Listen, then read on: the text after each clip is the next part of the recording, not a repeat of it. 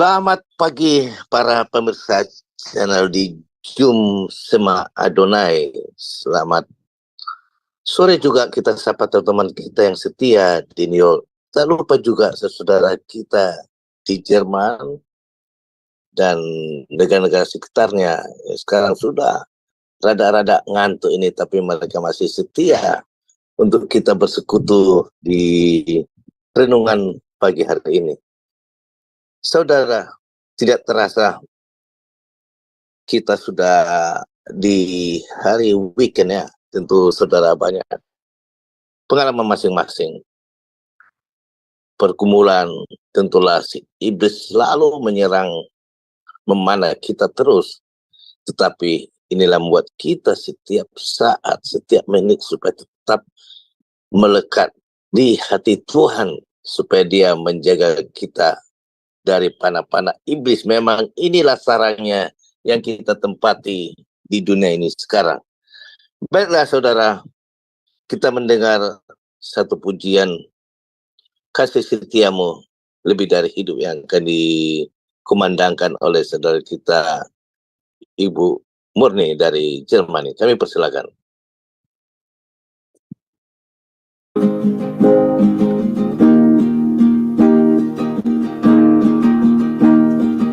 Bila ku renungkan kasih setiamu, sungguhlah Engkau penolongku, dan dalam naungan kepasayapmu jiwaku bersorak memuji Engkau. Jiwaku bersorak memuji Engkau.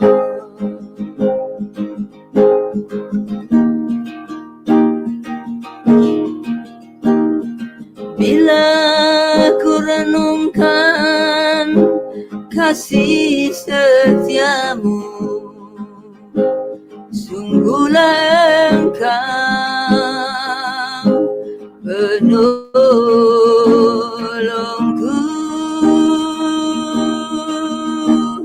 dan dalam naungan kepasayapmu jiwaku bersorak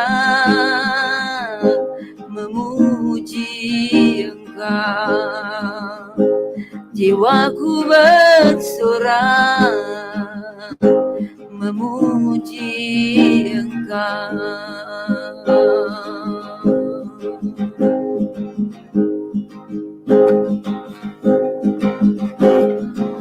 Kasih setiamu lebih dari hidup, biar bibirku memegangkan Engkau seumur hidupku,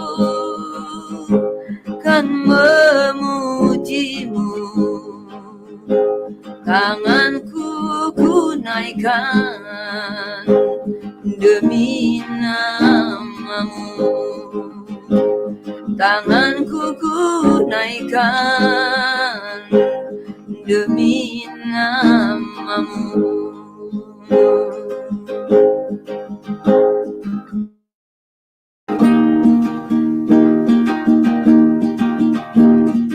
Bila ku renungkan kasih setiamu, sungguhlah Engkau penolongku,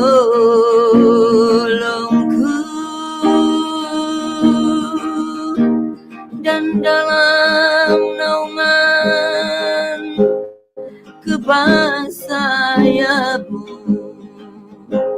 jiwaku bersorak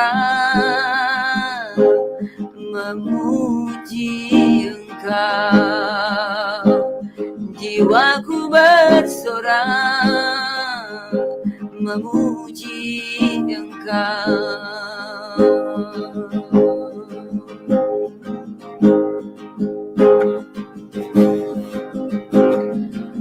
Kasih setiamu lebih dari hidup, biar bibirku memegahkan Engkau seumur hidupku,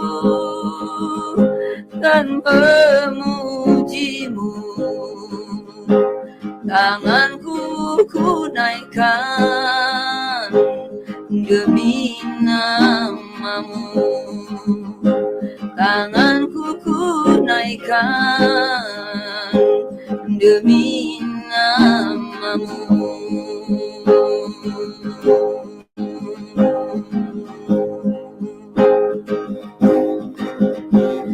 Kasih setiamu lebih dari hidup, biar bibirku memegahkan Engkau seumur hidupku, kan memujimu. Tanganku ku naikkan demi namamu, tanganku ku naikkan demi namamu.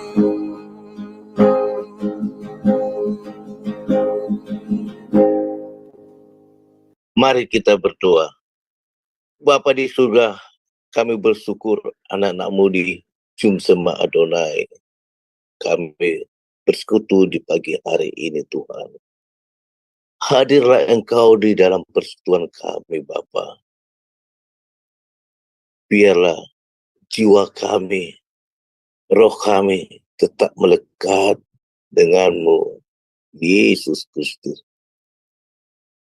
Kami tahu, Tuhan, sepanjang minggu ini, panah-panah iblis selalu menusuk kami, menawarkan dunia segala keindahannya, supaya daging kami lemah, supaya daging kami menuruti.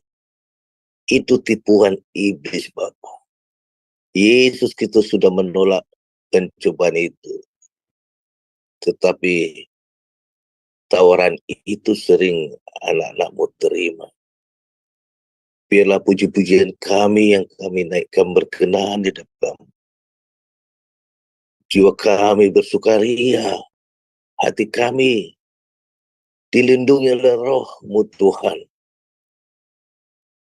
Dunia boleh menderita, dunia boleh bergembira dengan sorak-sorai nafsu dunia, tapi hati kami tetap melekat terhadap Engkau, Bapa. Engkau pimpinlah renungan pagi dari puji-pujian firman Tuhan dan doa syafaat. Engkau urapi hamba-Mu Pak Aras, Ibu Heni, Ibu Murni, Ibu Hana, Pak Brans, Bro Agus, yang menjalankan semua acara ini dengan IT dan perlengkapannya. Dan juga Pak hamba-Mu Pak Daniel Krishno yang akan memberikan firman-Mu, biarlah setiap kata dan kalimat boleh menjadi rema di dalam hidup kami. Jadikanlah anak-anak-Mu di channel Jum Sema Adonai ataupun yang terkait diberkati dengan firman-Mu dan boleh menjadi berkat buat saudara kami. Terima kasih Bapa. Di dalam nama Tuhan Yesus Kristus kami mengucap syukur. Amin. Saudara, tiba saatnya kita akan mendengarkan renungan pagi, akan dibawakan hambanya dengan judul Mempelai Kristus. Ya, buat saudara yang lain mungkin sangat aneh, orang Kristen kalian bla bla bla. Tetapi banyak makna rohani. Kalau kita yang sudah berkeluarga mengerti bagaimana hubungan suami istri, kalau itu digambarkan dengan seperti pengantin yang kita tunggu apa semua, aduh itu banyak maknanya dan kita sangat dikuatkan. Oke lah, kita serahkan waktu dan tempat buat hambanya Pak Daniel Rukisno. Kami persilahkan. Salam saudara-saudaraku yang dikasih oleh Tuhan. Kita bersyukur kepada Tuhan kalau pagi hari ini kita boleh kembali bersama-sama untuk kita merenungkan kebenaran firman Tuhan di pagi hari ini, di mana dengan tema pagi hari ini untuk kita menjadi mempelai Kristus. Saudaraku, dari beberapa hal, terutama apa yang sudah saya sampaikan dari minggu kemarin sampai hari ini, di mana sekali lagi saya mengulang bahwa kita tidak lepas dari keadaan bangsa Israel.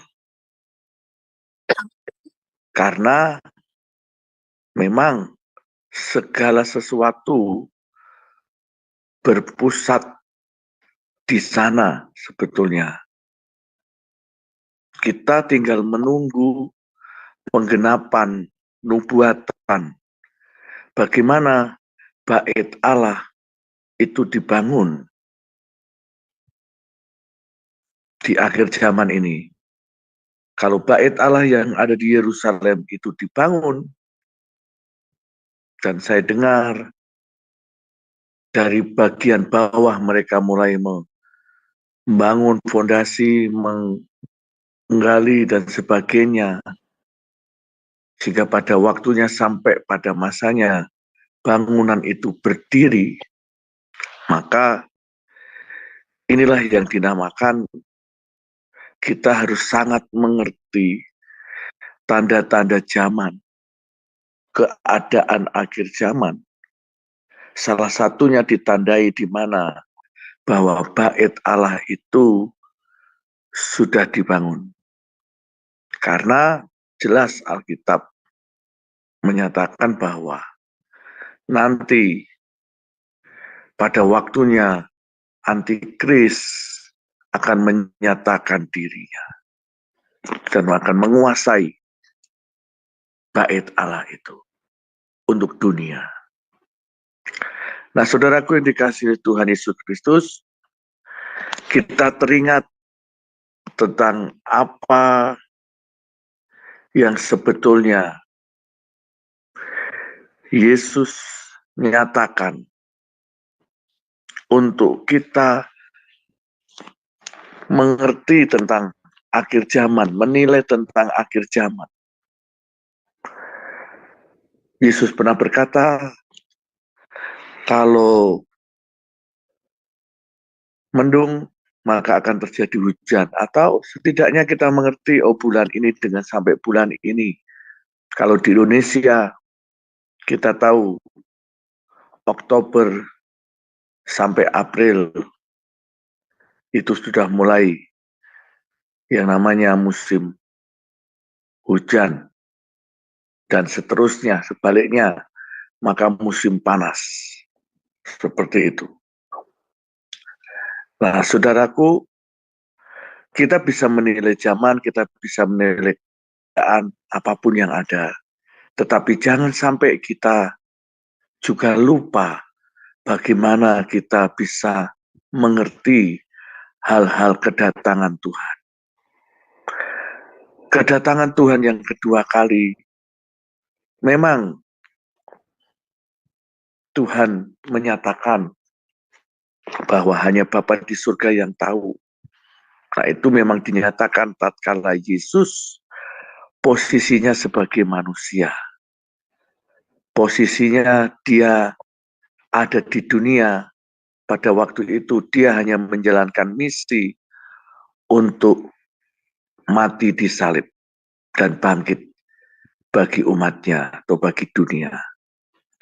Jadi hal yang rahasia-rahasia tertentu Tuhan tidak ungkapkan sesungguhnya. Tetapi untuk sekarang ini, masa-masa di mana Tuhan akan datang, Roh Kudus yang akan menyingkapkan bagi kita. Dimulai dari tanda-tandanya, dari pernyataan, nanti pasti Tuhan akan kasih tahu kepada orang yang dikasihinya. Orang yang takut akan Tuhan, orang yang dekat dengan Tuhan. Pasti Tuhan akan kasih tahu. Karena apa? Tuhan mau kita semua ngerti dan diselamatkan. Tetapi bagi orang yang tidak ngerti, maka kedatangan Tuhan itu akan seperti orang yang kena jerat. Karena dia terlena dengan dunia dan segala isinya. Tiba-tiba kena jerat, terikat oleh dunia, oleh dosa, oleh kegelapan, sehingga mereka tidak bisa lepas lagi. Karena sudah menjadi milik roh jahat. Maka jangan sampai di antara kita, kedatangan Tuhan seperti kayak kita sedang kena jerat. Kedatangan Tuhan juga jangan kita dapati seperti pencuri. Kita nggak tahu apa-apa. Kita tahu habis lenyap. Pencuri itu berbeda dengan perampok. Kalau perampok bisa terang-terangan, jambret bisa terang-terangan, tapi kalau pencuri itu sesuatu yang rahasia yang tidak pernah kita tahu, tiba-tiba hilang lenyap dan nggak taunya kita binasa. Jadi jangan sampai ada sesuatu yang seakan-akan kedatangan Tuhan itu seperti pencuri. Kita nggak tahu sama sekali. Tahu-tahu dunia ini hancur. Kita nggak diangkat Tuhan. Itu celaka bagi kita. Kedatangan Tuhan juga kita harus berjaga-jaga dan waspada.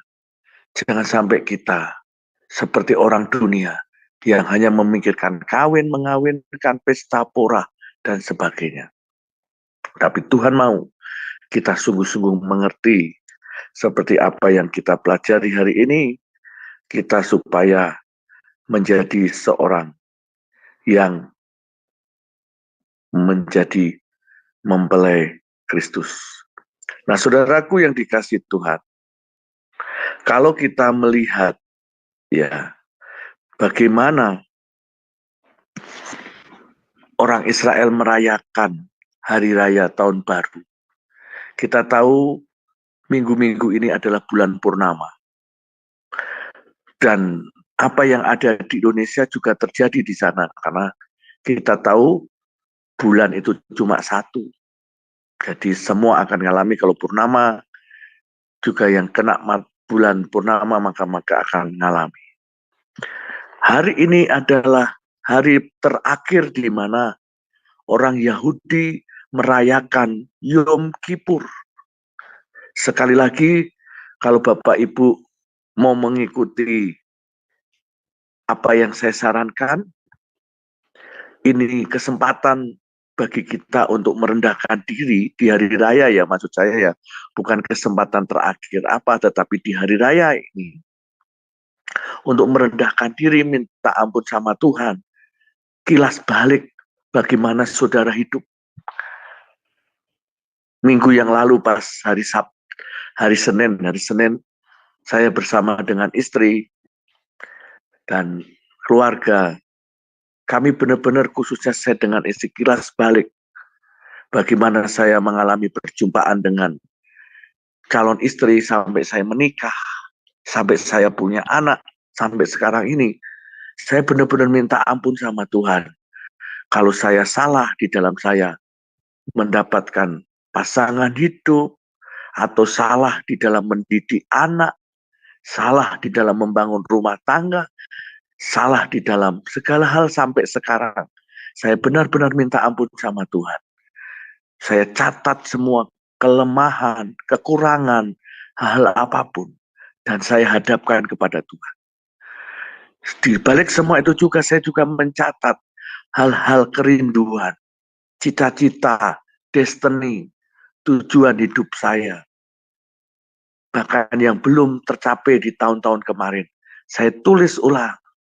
Dan saya mau itu digenapi oleh Tuhan. Masuk dalam perkenanan Tuhan. Inilah di hari raya Yom Kippur, di mana Tuhan memeteraikan semuanya. Dan besok atau nanti sore, dimulai jam 5 atau jam 6 sore, waktu orang Yahudi di mana pergantian hari, mereka masuk hari raya yang namanya Hari Raya Sukot, Hari Raya Tabernakel, Hari Raya Pondok Daun.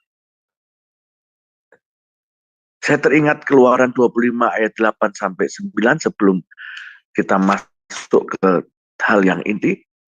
Dan mereka harus membuat tempat kudus bagiku supaya aku akan diam di tengah-tengah mereka. Ayat ini mengingatkan saya, di hari raya Sukot ini, saudara, ayo tempatkan Tuhan. Benar-benar, dia tinggal diam dalam diri kita. Artinya, dia yang mengambil alih seluruh hidup kita. Dia yang berdaulat penuh atas seluruh hidup kita. Dan biarkan rohnya yang bekerja, kita hanya melakukan apa yang Tuhan mau. Kalau kita ngerti hal ini, maka hidup kita akan berubah. Hidup kita akan berbeda. Saya harap dan kerinduan saya, kita semua masuk mengalami perjumpaan dengan Tuhan. Saudara, untuk kita menjadi mempelai Kristus, ya bagaimana kita harus kenal siapa yang akan menjadi pasangan hidup kita. Kita benar-benar dekat sampai akhirnya kita memutuskan kita menikah. Karena tidak mungkin orang bisa menikah tanpa kenalan, tanpa tahu latar belakang. Kalau di dalam orang Jawa itu harus tahu bobot, bebet, istilahnya seperti itu. Bebetnya. Jadi harus benar-benar, apalagi kalau orang keturunan darah biru atau keturunan ningrat, keturunan orang yang terhormat, itu benar-benar sampai dicek kedalaman. Makanya dalam dunia kedokteran kalau orang mau menikah itu harus dites dulu. Istilahnya mandul atau tidak dan sebagainya. Itu sangat perlu. Karena seorang yang membangun rumah tangga suatu hal yang menjadi berharga ketika memiliki keturunan. Nah, saudaraku, mari kita mengalami perjumpaan dengan Tuhan. Harus. Bagaimana kita akan menjadi mempelai Tuhan kalau kita nggak pernah ada komunikasi, nggak pernah berbicara dengan Tuhan, nggak pernah kenal dengan Tuhan dengan dekat. Kita nggak akan kepilih nanti. Jadi kita percaya bahwa Tuhan bawa kita sampai sedemikian hari ini. Tuhan mau supaya kita benar-benar mengalami hal yang luar biasa. Nah, saudaraku, di hari raya Sukot ini, hari Pondok Daun ini, saya hanya mengkilas balik dulu ya, sebelum masuk ke tema yang inti. Saya teringat tentang Yohanes 7 ayat 37 sampai 39, di mana di puncak perayaan Pondok Daun, ya bukan Pondok Daud ya, Pondok Daun, hari raya Tabernakel, hari raya Sukot, Tuhan berkata, barang siapa haus, baiklah ia datang kepadaku dan minum. Bapak percaya kepadaku seperti yang dikatakan oleh kitab suci, dari dalam hatinya akan mengalir aliran-aliran air hidup. Di sini yang dimaksud adalah Roh Kudus. Jadi saudaraku, di hari raya ini Tuhan ingatkan di awal sebelum kita benar-benar masuk belajar tentang menjadi mempelai Kristus. Ayo, adakah kita haus sama Tuhan? Adakah kita ini benar-benar merindukan Tuhan? Kalau enggak, bagaimana kita akan jadi mempelai Kristus? Dan Tuhan mau hari ini datang kepada dia. Ambil dan terima air itu. Karena Tuhan berkata yang minum tidak akan haus. Tidak akan haus lagi. Bahkan di dalam diri kita akan menjadi mata air. Ada kehidupan. Nah, itu setidaknya inti daripada hari raya Sukot. Hari raya dibilang di sini juga seperti sedang kita menyongsong mempelai Kristus. Maka ini hari raya selama 1 minggu setidaknya mereka berpesta dengan hasil panen buah-buahan. Mereka tidur di luar, tidak di dalam rumah atau di hotel. Mereka membuat tenda-tenda, membuat gubuk-gubuk seperti itu. Ada daun palemnya, dan mereka membuatnya tidak rapat. Supaya apa? Pada waktu menjelang malam, mereka juga boleh menyaksikan bintang ciptaan Tuhan. Karena mereka mengingat bagaimana perjalanan Bapak Abraham sampai mereka masuk ke tanah Kanaan. Mereka benar-benar menikmati dan mengalami anugerah, pertolongan, dan berkat Tuhan yang luar biasa sampai hari ini. Nah, saudaraku yang dikasihi Tuhan, mari kita bersama-sama kita membuka di dalam Efesus pasal yang kelima, ayat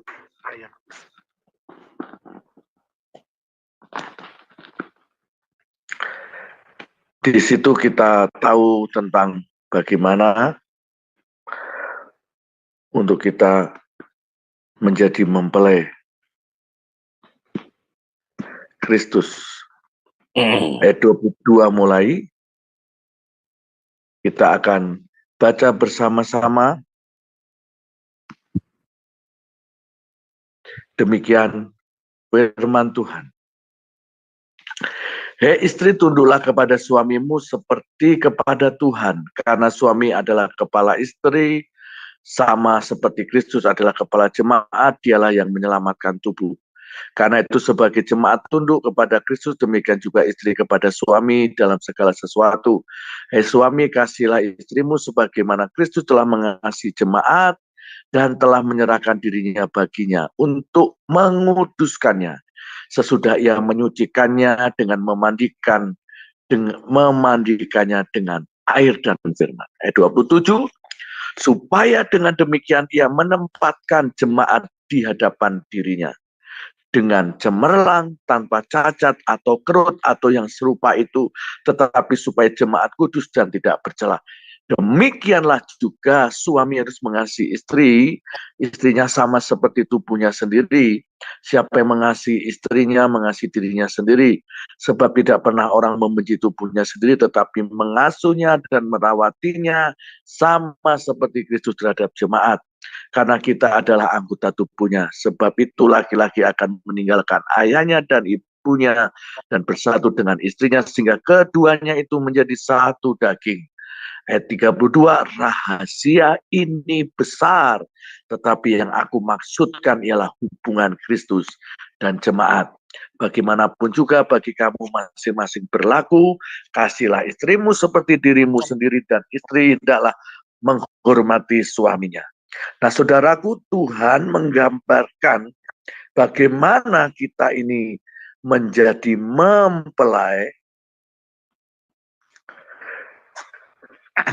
mempelai Kristus, sebagaimana gambarannya adalah kita yang membangun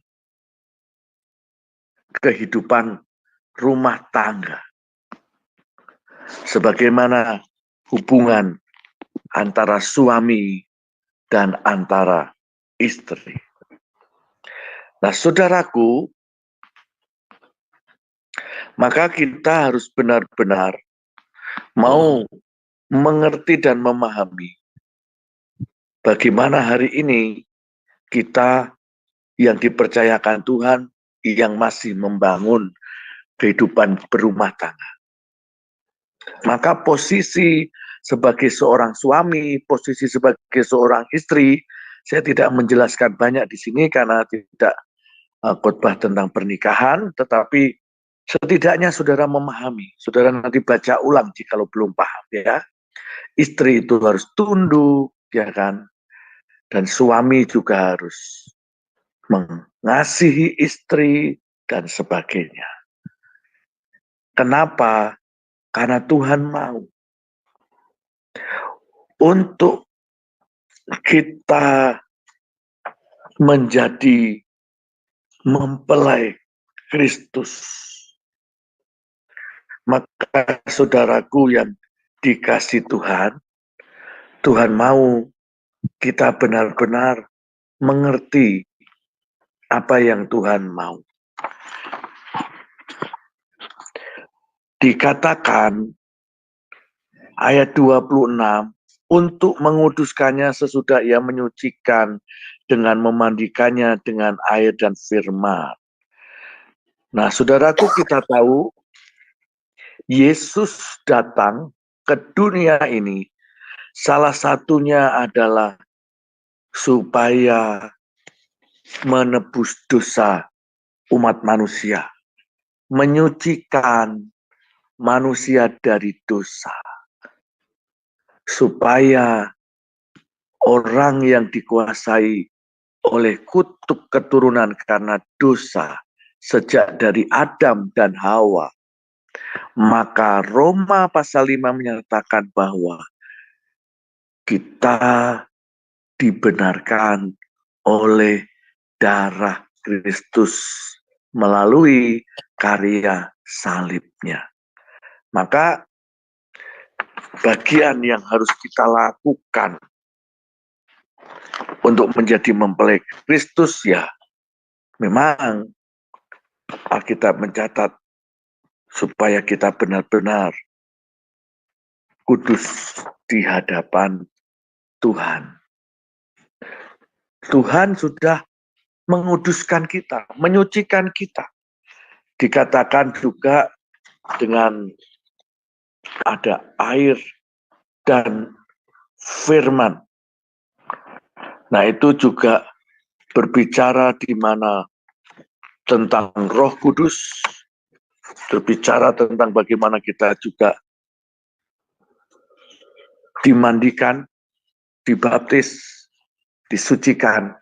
Kenapa seperti itu? Karena baptisan itu bukan sakramen saja artinya, tetapi bagaimana tanda di mana kita mati dikuburkan bersama-sama dengan Kristus dan kita dibangkitkan dalam kemuliaan Bapa sebagaimana Yesus mati, dikuburkan dan bangkit dari antara orang mati.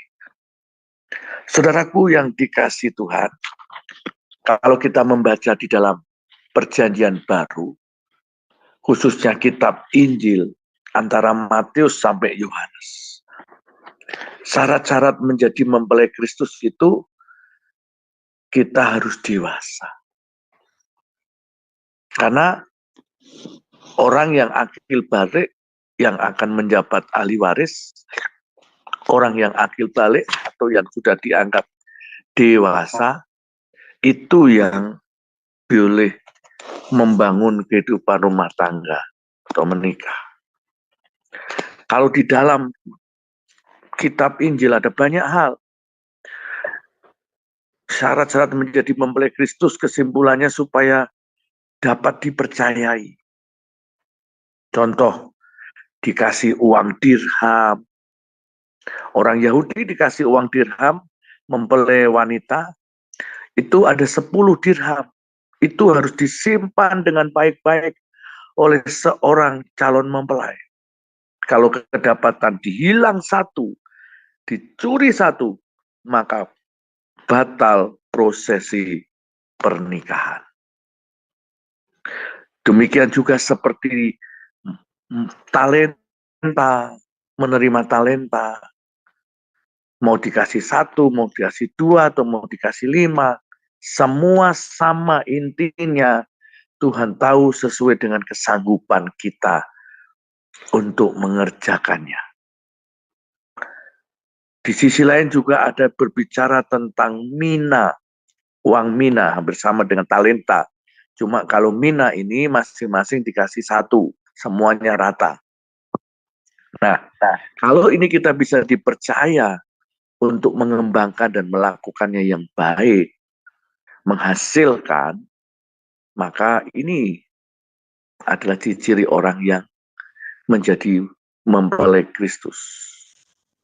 Salah satu lain juga di dalam adat Yahudi, saya pernah mengatakannya.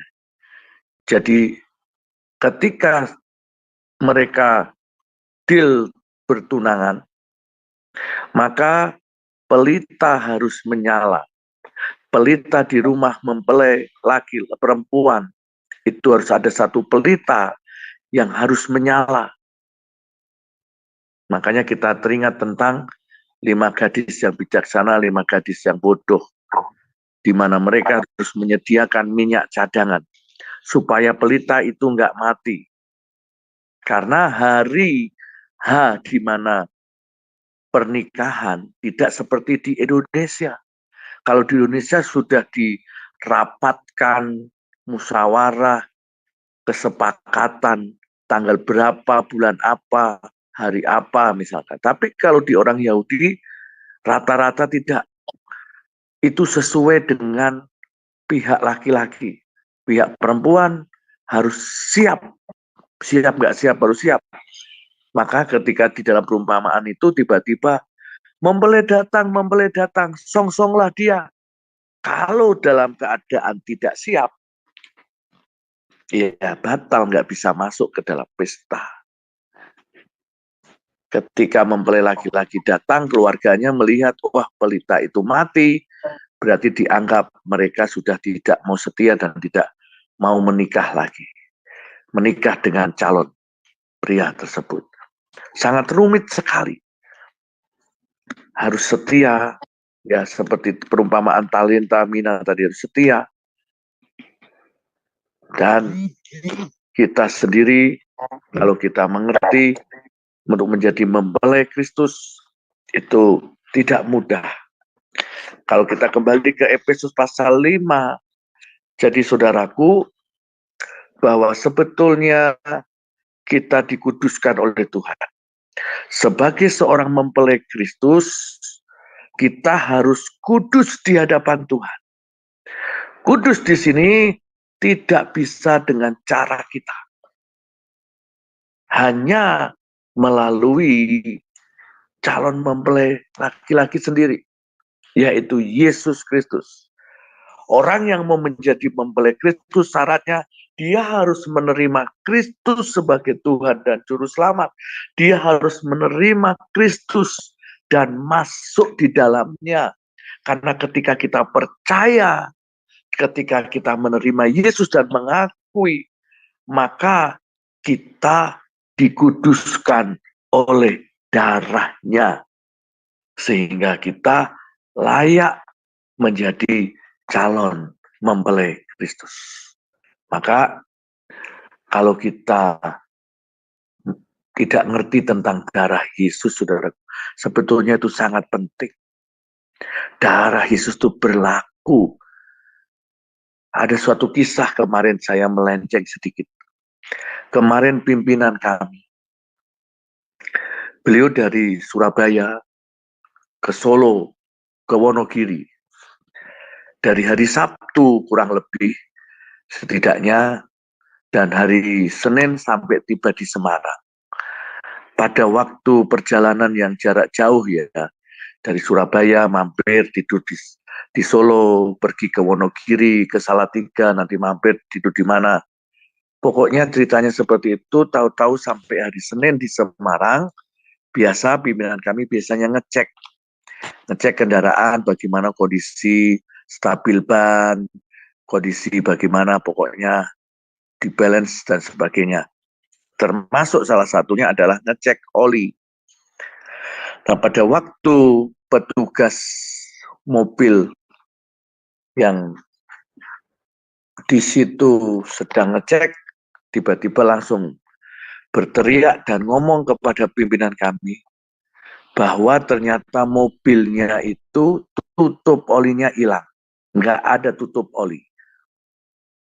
Secara manusia, kalau tutup oli itu nggak ada, pasti kalau Bapak Ibu yang punya mobil pasti tahu. Itu pasti akan nyembur kemana-mana itu oli.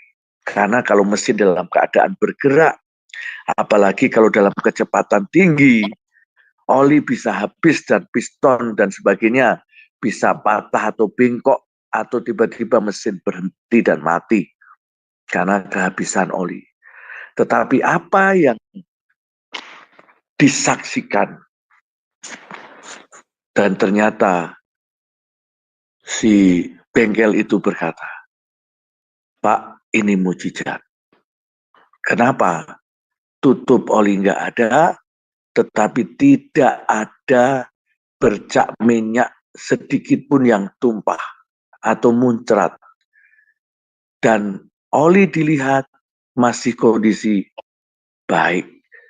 Artinya dalam kapasitas yang masih cukup banyak. Padahal perjalanan bisa 1-2 jam. Memang pada waktu pulang dari Solo menuju Salatiga, terus ke Semarang, memang tiba-tiba pimpinan kami bilang, kita lewat jalur biasa aja, nggak usah lewat jalur tol. Nah, tetapi bagaimanapun juga, Kak, kalau namanya oli tidak ditutup, pasti tumpah. Tapi Tuhan bisa buat sungguh amat baik. Kenapa? Karena pimpinan kami suka berdoa, Tuhan, sertai perjalanan kami. Mulai dari kendaraan, semuanya, kami diproteksi oleh darah Yesus yang menjadi darah perjanjian. Saudaraku, maka darah Kristus itu sangat luar biasa. Mengandung makna arti yang sangat dalam. Selain menjadi pelindung kita, dia juga, darah Yesus juga merupakan suatu hal yang membenarkan kita, yang menguduskan kita.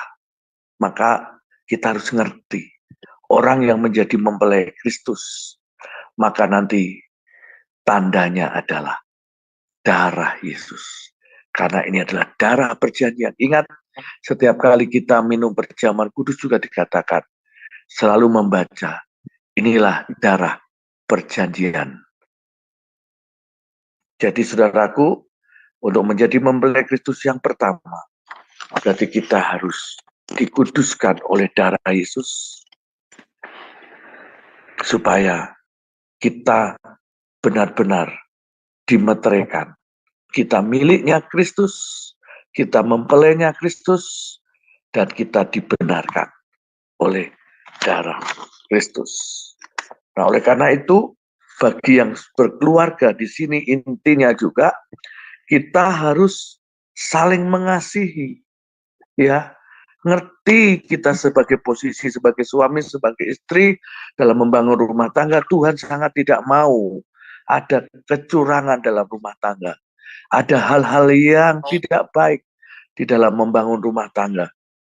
Makanya dikatakan ayat yang ke-27, ia menempatkan jemaat di hadapan dirinya dengan cemerlang tanpa cacat atau kerut yang serupa, tetapi supaya jemaat kudus dan tidak bercela. Berarti selain kudus kita nggak boleh ada cacat celah di sini, saudaraku ya. Oleh karena itu kita percaya, ayo belajar kita murnikan hidup kita. Sebagaimana seperti orang Yahudi. Di bulan ini merupakan bulan yang sangat sakral bagi dia. Karena di mana kemarin saya bilang, imam besar itu bulan ini mereka menghadap Tuhan. Karena itu 1 tahun sekali. Sungguh berharga yang menjadi imam Tuhan, imam besar. Karena dia harus melewati ruangan kudus dan masuk ke ruangan Maha Kudus. Kalau dalam tabernakel waktu itu. Dan kalau imam besar ini tidak kudus dan tidak bercacat, dia bercacat celah, maka ketika masuk ruangan Maha Kudus, pasti langsung mati. Karena Tuhan kudus. Oleh karena itu, mari kita mempersiapkan diri sebagai mempelai Kristus. Sudahkah kita kudus dan tidak bercacat celah? Yang bisa menjawab hanya kita. Kalau hidup kita bercacat celah, ayo belajar memperbaiki. Dengan cara tidak dengan kekuatan sendiri. Kita harus datang kepada Tuhan, bertobat, menyesali, dan kita sungguh-sungguh mau hidup benar di hadapan Tuhan. Yang kedua, saudaraku, mari kita membaca. Di situ kalau kita melihat dalam 1 Timotius 3 ayat 15 itu.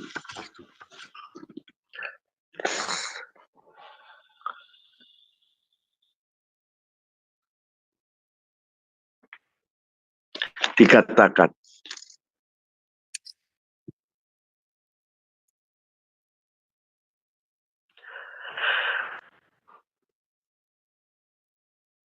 jadi jika aku terlambat, sudahlah engkau tahu bagaimana orang harus hidup sebagai keluarga Allah, yakni jemaat dari Allah yang hidup, tiang penopang dan dasar kebenaran. Dan sesungguhnya akulah rahasia ibadah kita.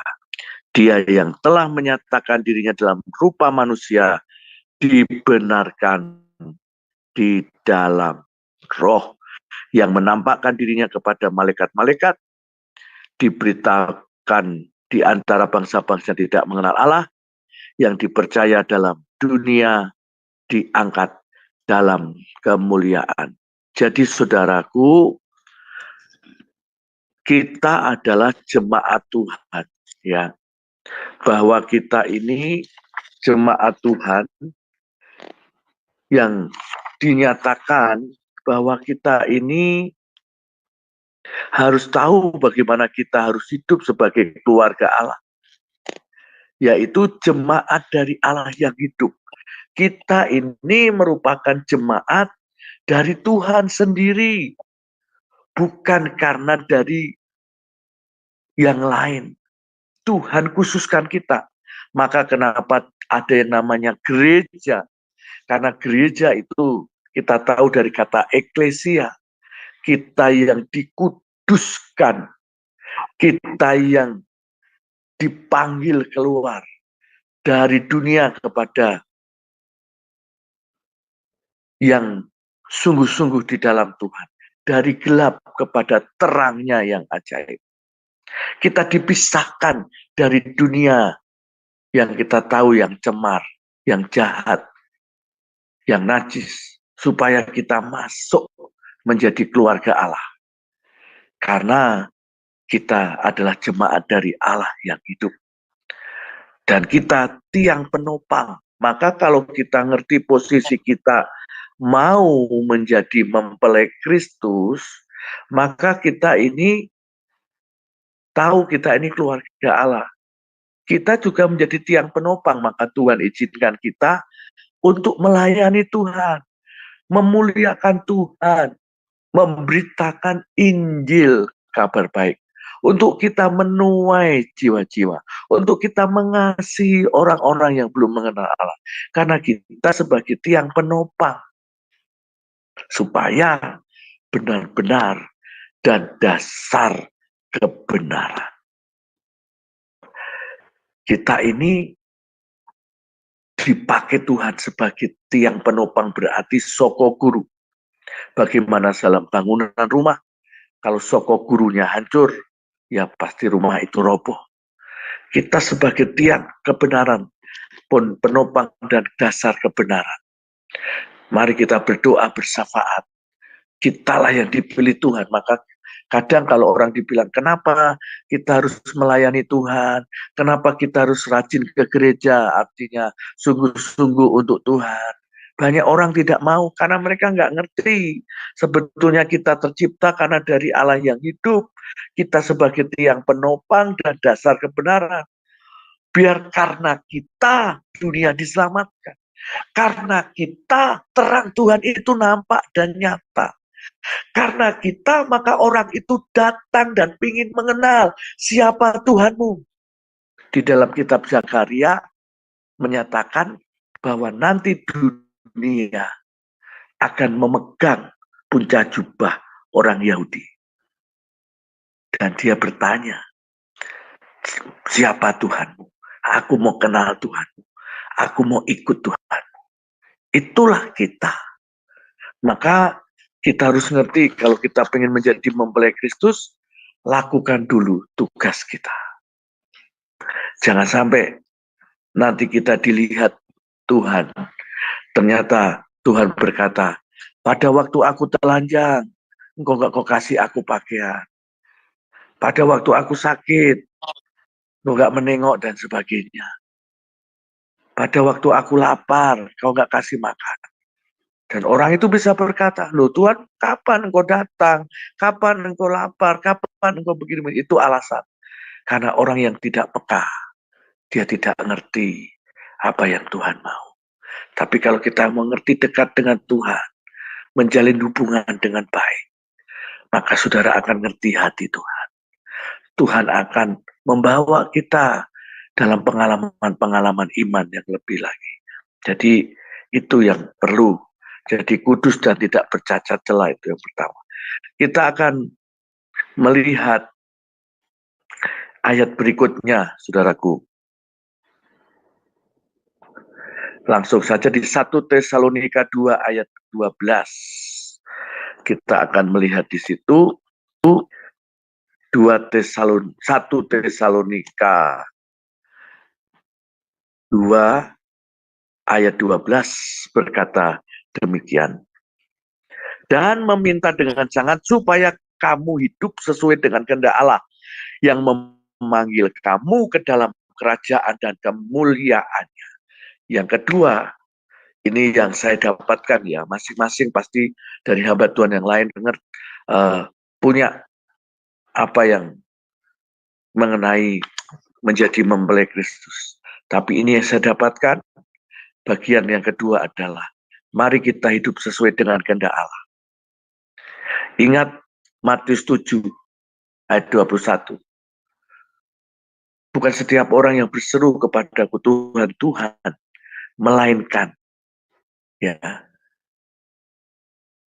yang melakukan kehendak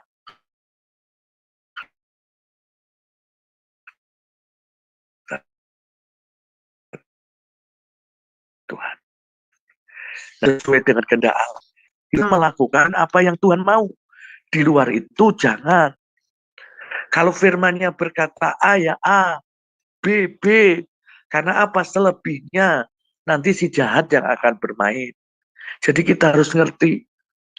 Jadi kalau kita harus melakukan kehendak Allah, kita harus lakukan saja apa yang Tuhan mau seperti dalam firman-Nya. Tidak usah neko-neko. Tidak usah kita berdebat dengan firman Tuhan. Nggak ada gunanya. Kalau mau lakukan, nggak mau sudah. Tuhan juga nggak memaksa kita. Tetapi ingat, kalau kita lihat yang lainnya, maka segala sesuatu itu akan dipertanggungjawabkan, saudaraku. Saudara, kalau mengerti apa yang Tuhan mau, maka semua akan dipertanggungjawabkan nantinya. Ya, supaya kita ngerti akan apa yang menjadi kehendak Tuhan. Dalam 2 Petrus 3 ayat 9 saya teringat di situ supaya betapa suci dan salehnya kamu harus hidup. Itu yang Tuhan mau. Jadi hidup sesuai dengan kehendak Allah. Itu sangat penting bagi kita. Supaya kita benar-benar melakukan apa yang Tuhan mau. Karena ketika kita melakukan apa yang Tuhan mau, maka ya tentunya pasti kita akan melihat Tuhan disenangkan, Tuhan dipermuliakan, ya. Nah, kalau kita melihat di dalam 1 Tesalonika pasal 4 ayat 1 sampai 7. Dikatakan, kamu telah mendengar dari kami bagaimana kamu harus hidup supaya berkenan kepada Allah. Hal itu memang telah kamu turuti, tetapi baiklah kamu melakukan lebih sungguh-sungguh lagi. Jadi Tuhan mau, kalau kita mungkin, oh aku sudah tahu kok melakukan, tapi Tuhan mau, ayo lebih sungguh-sungguh lagi. Ayat yang ketiga, karena inilah kehendak Allah pengudusanmu, yaitu supaya kamu menjauhi percabulan, ya, supaya masing-masing mengambil seorang menjadi istri sendiri, hidup di dalam kudus dan penghormatan, bukan di dalam hawa nafsu, seperti orang dibuat tidak mengenal Allah, ya, dan sebagainya. Nah, di situ saudaraku, jadi Tuhan ini memanggil kita sekali lagi, bukan apa yang cemar, tetapi apa yang kudus. Karena Tuhan mau supaya kita benar-benar melakukan sesuai dengan kehendak Allah. Ayo, jangan sampai kita di luar akan hal itu. Sebetulnya banyak ayat yang harus saya sampaikan, tapi karena waktu, saudaraku ya, jadi setidaknya itu. Jadi mari kita adalah Ibrani 10 ayat 36. Ibrani 10 ayat 36, dan nanti saya akan tutup dalam kita membaca kitab Wahyu nantinya ya. Ibrani 10 ayat yang ke-36 berkata demikian. Sebab kamu memerlukan ketekunan supaya sesudah kamu melakukan kehendak Allah, kamu memperoleh apa yang dijanjikannya. Kalau kita sudah bisa melakukan kehendak Allah, maka di sini kita harus dengan tekun, ya, dengan sabar menanti kedatangan mempelai Kristus. Ketika kita mau menjadi mempelai Kristus, kita harus dengan tekun, ya saudaraku ya. Ketika ada proses, hadapi, lakukan. Jika Tuhan datang di bumi, Tuhan berkata, adakah iman di bumi? Jangan sampai Tuhan melihat ternyata sudah nggak ada iman. Karena banyak orang yang meninggalkan Tuhan. Karena apa? Nggak kuat Tuhan, aku hidup melakukan kehendak-Mu. Nggak bisa Tuhan, aku seperti terpenjara. Nggak bisa Tuhan, aku nggak bisa nikmati dunia. Banyak hal, alasan-alasan. Saudara, kalau kita melihat dunia ini akan dibawa kemana kita nggak tahu. Karena PBB sudah mencetuskan bahwa jenis kelamin itu tidak lagi laki-laki, tidak lagi perempuan. Tetapi ada beberapa jenis, bahkan ada lebih dari 10 kalau nggak salah. Saya nggak tahu bagaimana dia menafsirkannya tentang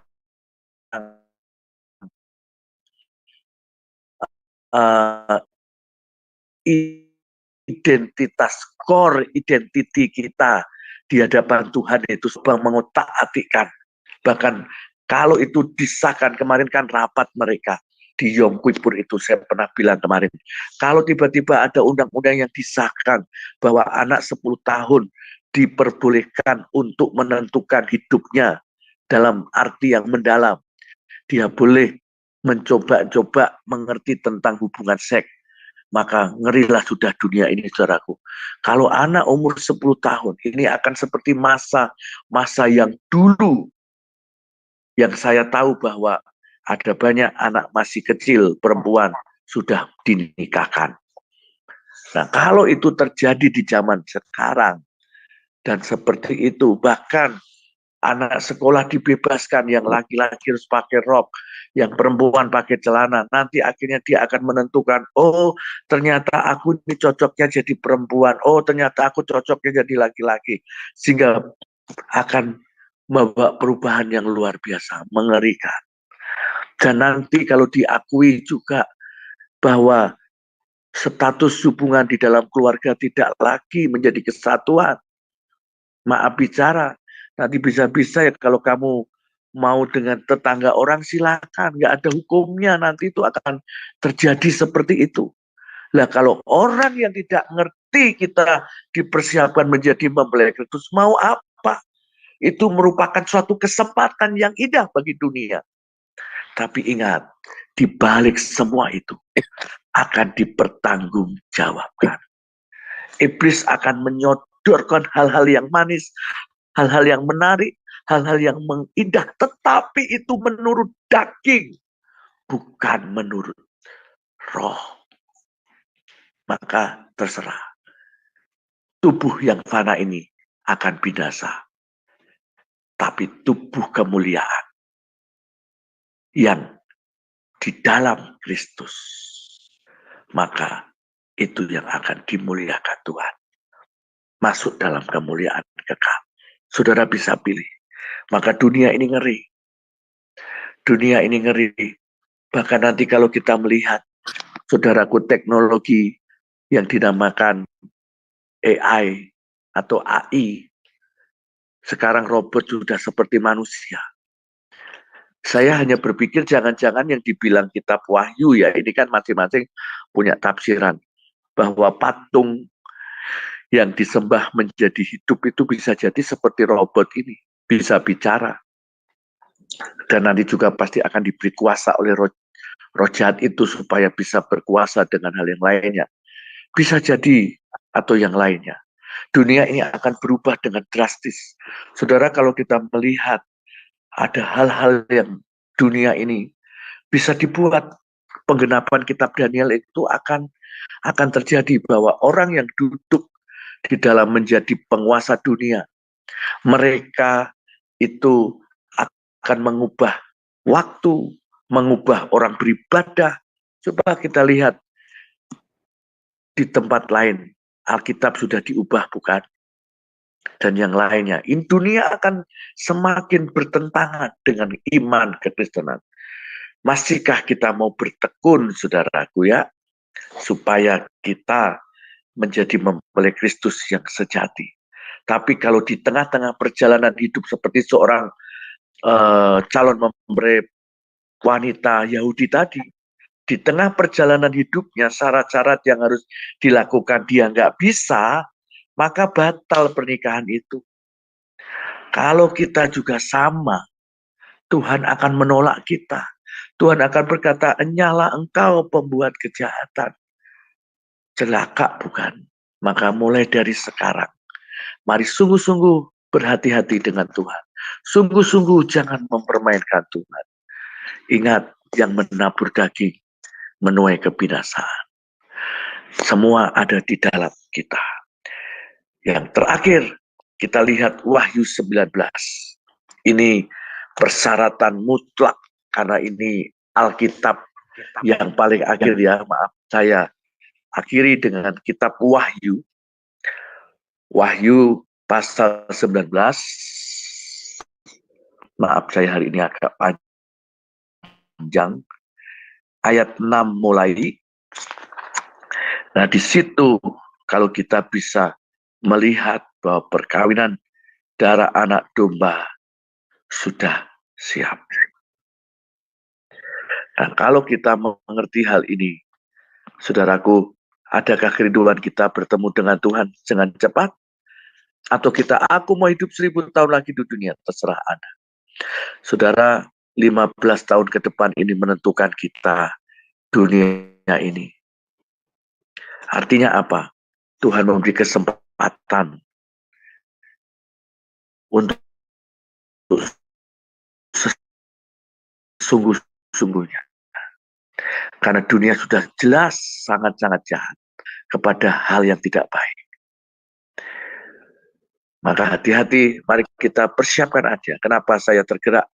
Supaya kita menjadi mempelai Kristus ya, karena itu yang saya dapatkan. Supaya kita benar-benar menjadi bagian apa yang Tuhan mau. Saudaraku, kalau dari ayat yang ke-7, luar biasa, di mana hari perkawinan akan telah siap. Maka kita harus menjadi orang dewasa, menjadi hidup kudus, suci, berbuat yang baik. Supaya apa? Pada waktunya kita akan mengalami seperti ini. Kalau saudara membaca aja ya nanti ya, semuanya itu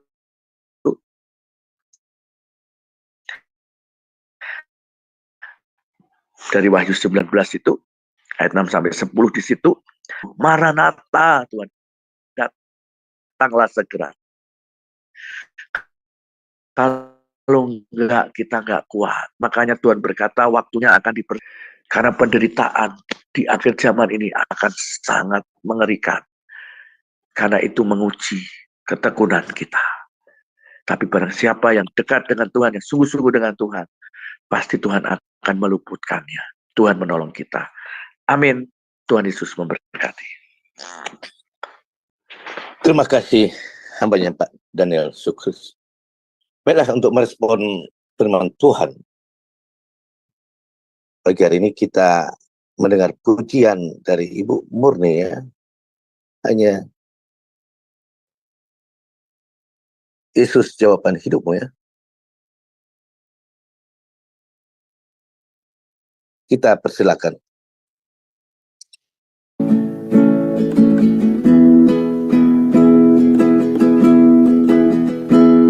Kala ku cari damai, hanya ku dapat dalam Yesus. Kala ku cari ketenangan, hanya ku temui di dalam Yesus. Tak satu pun dapat menghiburku, tak seorang pun dapat menolongku. Hanya Yesus jawaban hidupku.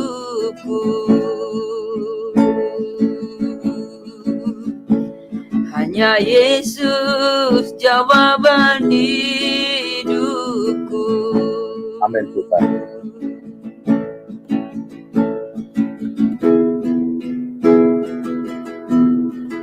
Bersama Dia hatiku damai, walau dalam lembah kekelaman. Amin. Bersama Dia hatiku tenang, walau hidup penuh tantangan. Tak satu pun dapat menghiburku, tak seorang pun dapat menolongku. Hanya Yesus jawaban hidupku.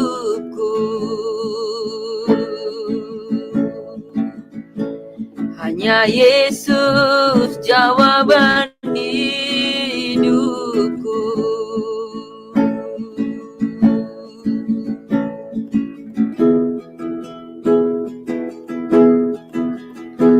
Kalau ku cari damai, hanya ku dapat dalam Yesus.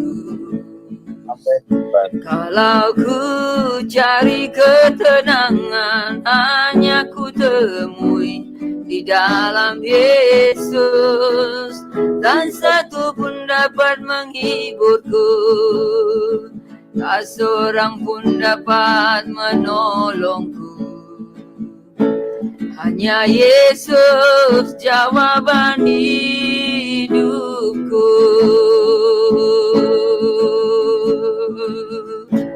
Hanya Yesus jawaban hidupku.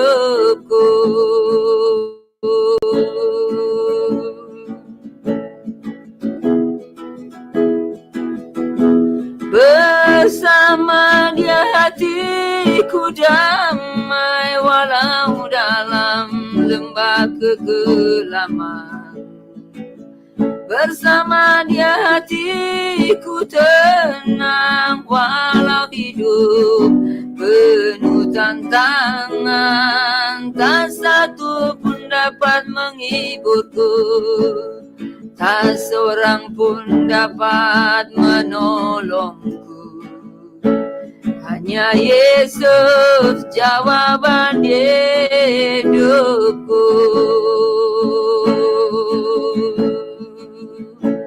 Hanya Yesus jawaban hidupku.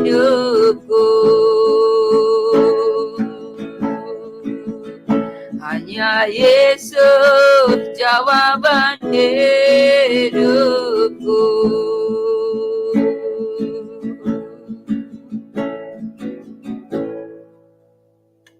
Saudara, kita mempelainya Kristus. Sadarkah?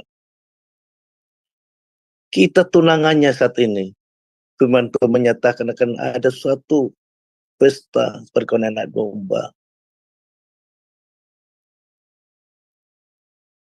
Bila saudara tidak setia saat ini, tidak setia sebagai calon-calon mempelai Tuhan, saudara mencari dunia lagi,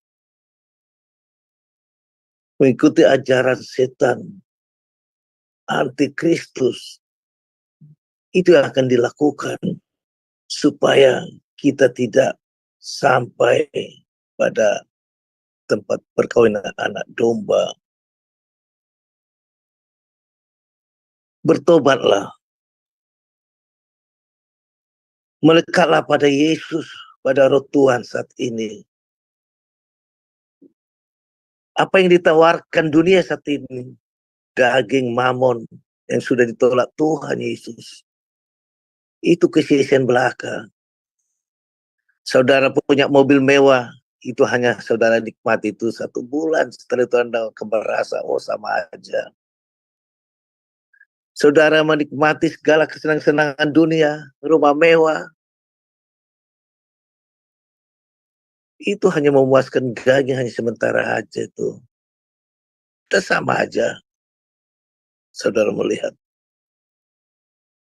seperti rumah-rumah yang biasa. Tapi saudara, biarlah kita tetap teguh mempersiapkan saat ini sebagai mempelai Tuhan. Jaga kekudusan, bersekutu, memuji Tuhan. Seperti saudara bayangkan waktu pesta pernikahan. Bagaimana saudara mengagungkan calon istri atau suami. Berusaha menjaga hubungan supaya baik. Itu juga sama aja gambaran itu. Mari saudara, jangan sampai lepas. Iblis akan menipu kita dengan segala celah supaya putus pertunangan itu. Jangan saudara, kita sampai ditolak nanti. Mari kita berdoa, Bapa kami di surga. Bapa kami di surga, dikuduskanlah nama-Mu. Datanglah kerajaan-Mu. Jadilah kehendak-Mu di bumi seperti di surga. Berikanlah kami pada hari ini makanan kami yang secukupnya. Dan ampunilah kami akan kesalahan kami, seperti kami juga mengampuni orang yang bersalah kepada kami. Dan janganlah membawa kami ke dalam pencobaan, tapi lepaskanlah kami daripada yang jahat, karena Engkaulah yang punya kerajaan, dan kuasa, dan kemuliaan, sampai selama-lamanya. Amin. Saudara, terima kasih buat para pemirsa yang sudah mengikuti acara dari awal hingga akhirnya. Perlu kami umumkan bahwa renungan pagi tetap kita lakukan dari Senin sampai Sabtu ya, pada jam yang sama. Jangan lupa bawa saudara kita yang lain supaya kita semakin bersekutu. Tuhan berkati terus. Tuhan akan bukakan setiap rahasia kata dan kalimat yang ada di firman Tuhan Alkitab kita ya. Dan juga bila Anda mempunyai beban-beban atau dua-dua, biarkan kita tahu, kirim melalui WA ataupun langsung chatting ya. Ataupun saudara ikut berdoa, kita makin banyak berdoa, semakin kuat kita. Yaitu di Zoom Semadone, kita tidak live kan ya. Baiklah, kita akan akhiri kebaktian pagi hari ini. Dan kita undang hambanya Pastor Daniel untuk memberikan doa berkat. Kami persilakan. Setelah itu kita selesai acaranya. Mari saudaraku dikasih Tuhan, sekali lagi kita menghadap Tuhan. Bapakku yang di surga, terima kasih untuk kesempatan hari ini kami boleh belajar kembali. Untuk kami, Tuhan persiapkan menjadi mempelai-mempelai Kristus. Oleh karena itu kami sangat bersyukur, maka biarlah kami buang semua hal yang tidak berkenan di hadapan Tuhan, baik tubuh lama kami, tubuh dosa kami, manusia lama kami, ya Tuhan, sehingga kami matikan, kami buang semua yang tidak berkenan di hadapan-Mu di dalam nama Yesus. Darah Yesus menyucikan kami, darah Yesus menguduskan kami, sehingga kami dibenarkan kembali oleh karena perjanjian darah Kristus, sehingga kami diperkenan menjadi mempelai di akhir zaman untuk menyambut kedatangan Tuhan. Dan hari ini Tuhan, kami percaya bahwa semua hal yang kami punya, kami miliki, sangat terbatas jikalau bukan tanpa roh Tuhan. Sebab itu mari kami mengangkat tangan kami, biar Kau sentuh, biar Tuhan urapi dan berkati. Sehingga setiap tangan-tangan kami ini, ketika memegang, ketika mengerjakan apapun, karena roh Tuhan maka dibuat semua berhasil dan beruntung. Baik apa yang kami kerjakan, baik dalam pelayanan, dalam bisnis, dalam pekerjaan apapun, biarlah kehendak dan rencana-Mu, anugerah berkat Tuhan melimpah atas kami. Kasih Tuhan yang membuat kami mengalami damai, mengalami ada keterhubungan antara surga dengan kami. Sehingga kasih Tuhan itu yang membuat kami semakin boleh semangat, roh yang menyala-nyala, dan kasih-Mu itu yang menutupi segala sesuatu. Itu tercurah atas kami. Demikian juga penyertaan Tuhan atas kami sampai selama-lamanya. Nama kami terdaftar dalam kitab kehidupan, tercatat sehingga ketika Engkau datang, kami dipanggil dan nama kami ada dan kami bersama Engkau. Maka Tuhan, hari ini firman-Mu berkata, Tuhan memberkati Engkau dan melindungi Engkau, Tuhan menyinari Engkau dengan wajah-Nya dan memberi Engkau kasih karunia. Tuhan menghadapkan wajah-Nya kepadamu dan memberi Engkau damai sejahtera. Kami terima berkat-Mu untuk dan sempurna hari ini dalam nama Tuhan Yesus Kristus. Haleluya. Amin.